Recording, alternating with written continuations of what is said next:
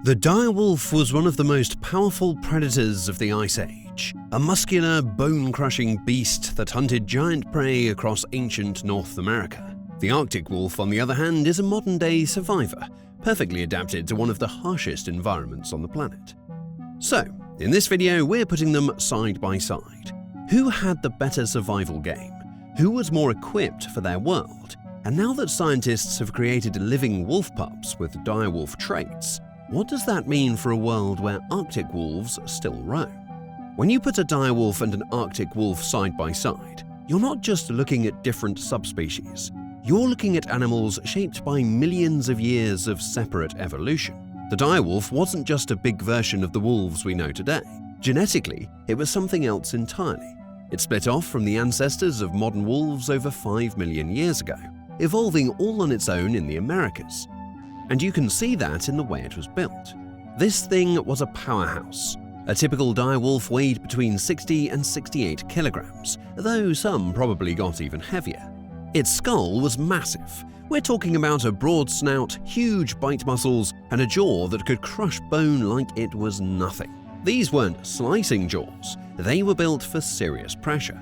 Fossils even show heavy tooth wear and breakage, which means these wolves weren't just tearing meat, they were grinding into carcasses and chewing straight through bone to get to every last calorie.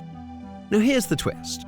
For a long time, people have pictured the direwolf with dark fur, maybe brown or grey, because it fits that Ice Age vibe. But in 2025, that changed. Scientists at Colossal Biosciences cracked parts of the direwolf's genome and discovered pigmentation genes that suggest direwolves might have had white or very pale coats. And when Colossal created their first genetically edited wolf pups based on direwolf DNA, Romulus, Remus, and Khaleesi, guess what color they came out? White. Chunky, fluffy, snow-colored little tanks. And no, that's not just fan service for Game of Thrones fans. It lines up with what the real direwolves might have looked like. That's a detail nobody saw coming a few years ago. Now jump to today, to the freezing tundras of the high Arctic, and meet the Arctic wolf, a subspecies that thrives in some of the harshest conditions on Earth. These wolves aren't as big as direwolves. Most weigh around 35 to 50 kilograms, though large males can go beyond that.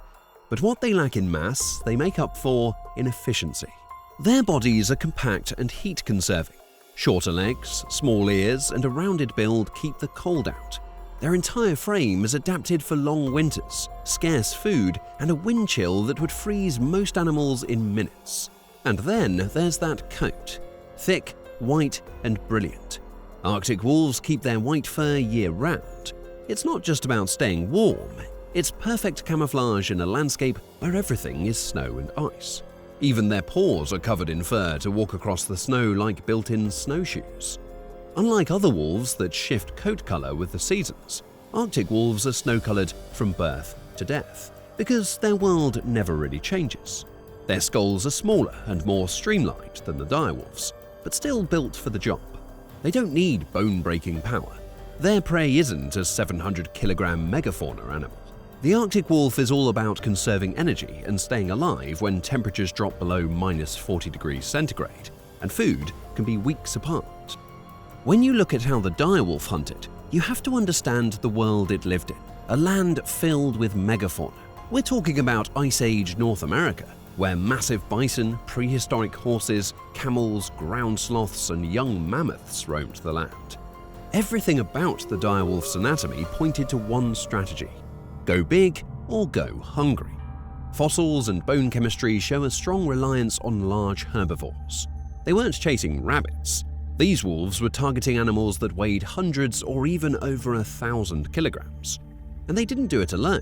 All signs point to direwolves hunting in coordinated packs, likely taking down prey much too large for a single wolf to manage. One study estimated that a pack of direwolves could bring down a 500-kilogram bison, and that wasn't even their upper limit. But it wasn't just about the hunt. These wolves were also top-tier scavengers, showing up at kills made by other predators and muscling in for their share. Their bone-crushing bite let them break into carcasses that other carnivores couldn't fully exploit. Want proof? Head to the La Brea tar pits, where fossil traps captured the chaos of Ice Age life. Dozens, sometimes hundreds of direwolf skeletons have been found around the remains of trapped herbivores. It paints a picture. A giant bison gets stuck, struggles, and attracts a pack of direwolves looking for a free meal, and many of them get trapped too.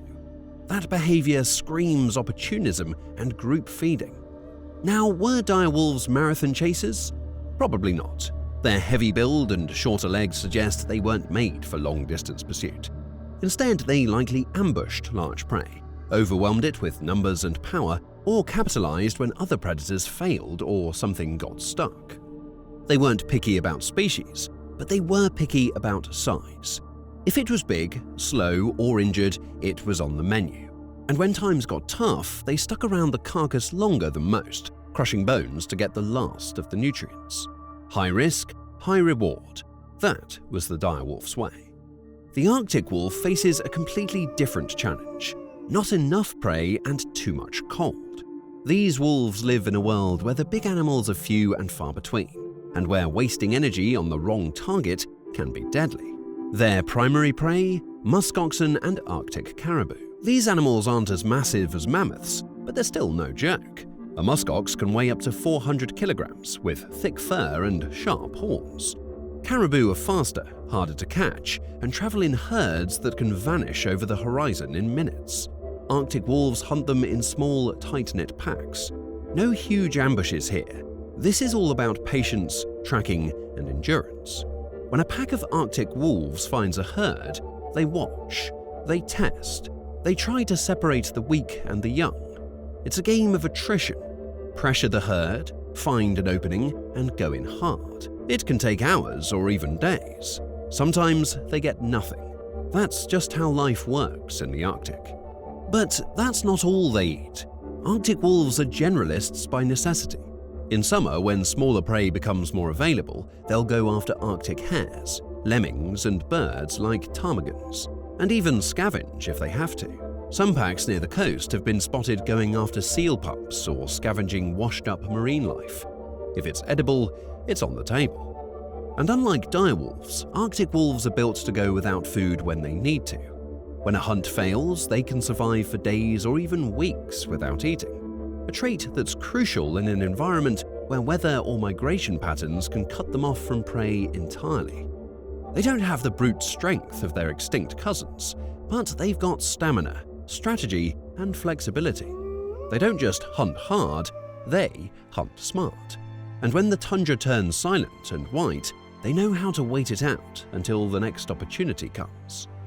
Roughly 13,000 years ago, at the tail end of the last ice age, the world shifted fast. The climate warmed, ecosystems collapsed, and the once bustling megafauna world of the direwolf started to disappear fast. Mammoths, mastodons, giant sloths, ancient camels, massive bison. The prey list that direwolves relied on began vanishing across North America. And here's the problem. Direwolves were built for that world and that prey. Their big bodies, high energy needs, and bone-crushing jaws were great for taking down 700-kilogram bison, but not so great when all that's left are deer, rabbits, and scavenging scraps. In short, they were too specialized. They couldn't switch diets or hunting strategies quickly enough, and their powerful bodies became a liability. High fuel demands in a world where the fuel had run dry. But that wasn't the only problem. They also faced new competition. Grey wolves and coyotes, smaller, faster, more flexible predators, began moving into the same territories. They could survive on smaller prey, scavenge, and even adapt their pack sizes to match the available food. Direwolves, not so much. Their whole system relied on big prey, big packs, and big coordination. That system started breaking down fast. Then there's the genetics. Modern studies show direwolves were so genetically distinct they couldn't interbreed with grey wolves, coyotes, or even early domestic dogs. That's a big deal. It meant they were isolated and couldn't benefit from gene flow that might have helped them adapt to changing environments, new diseases, or new threats. And speaking of threats, humans had just arrived. Early humans hunted the same megafauna direwolves depended on. Some researchers think humans may have also competed directly with direwolves, scavenging the same carcasses, hunting the same herds, maybe even defending kills from them. Whether humans hunted direwolves directly or not, we were one more predator in a world already stretched too thin. By around 10,000 years ago, the direwolf was gone. No more howls, no more tracks, just bones, lots of them, and questions about how a top predator could vanish so fast. Now fast forward to today. The Arctic wolf is still out there, alive, wild, and doing what it does best, surviving in silence. Why did the Arctic wolf make it when the direwolf didn't? Simple: adaptability and timing. The Arctic wolf is part of the grey wolf lineage, a group that has already proved itself flexible. As prey shifted, grey wolves and their northern cousins shifted with it. They weren't locked into one size of prey or one hunting strategy. They could go after caribou or hares, scavenge when necessary, and adjust pack size depending on the environment. The Arctic wolf took those generalist traits and specialized them for the harshest environment on Earth, the Arctic, where prey is scarce, food is seasonal, and every hunt is a gamble. And yet, they thrive. They weren't competing with humans in the same way either. For a long time, humans didn't even reach their territory, and when they did, it was in small numbers. The Arctic wolf escaped the persecution that drove many other wolves close to extinction. It was remote, untouched, and just tough enough to handle the isolation. Its prey, muskoxen and Arctic caribou, survived the Ice Age collapse, unlike the megafauna down south. So even though the world changed, the Arctic ecosystem held on just enough to keep the wolf going. And most importantly, they knew how to wait, to endure, to go days without food, to live in the cold, to raise pups in snow dens and move with the herds. Where the direwolf was a master of domination, the Arctic wolf is a master of survival. So there you have it, the direwolf and the Arctic wolf. Two predators from two very different worlds, shaped by different rules, different challenges, and different outcomes. One ruled the past, the other still owns the current. And now, with science trying to bring the direwolf back in some form, this story isn't just ancient history anymore. It's part of the future, too. That's all for today. If you enjoyed this video, don't forget to like, subscribe, and share it with your friends. You can also leave a comment with what you would like to see in the following videos. Thanks for watching, see you next time.